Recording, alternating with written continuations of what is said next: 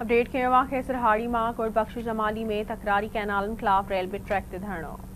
Update कंदासीं। ॻोठाणनि सिंधु दरिया मां केनाल कढण खिलाफ रेलवे ट्रैक ते धरणो हयो, नारेबाज़ी कई। GSN क़ौमी मुहाज़ समेत ॿियनि तंज़ीमुनि जे कारकुननि जी वॾे अंग में शिरकत। मछरल माण्हुनि हज़ारा एक्सप्रेस ट्रेन खे रोके छॾियो। पुलिस जी नफ़री पहुची वई, जेसीं ताईं केनालनि वारो मामिलो वापसि न वरितो वेंदो। एहतजाज जारी रहंदो, अॻुवाणनि जो अहिड़ो चवणु आहे।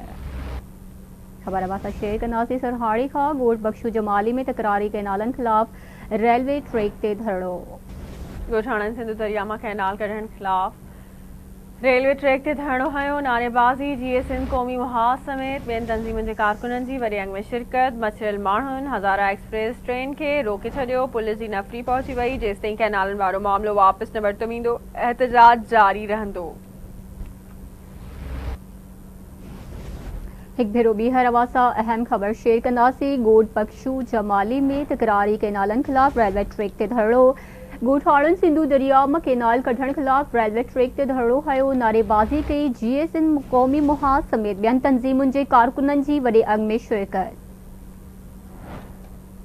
ख़बर असां शेयर कंदासीं। मछरल माण्हुनि हज़ारा एक्सप्रेस ट्रेन खे रोके छॾियो।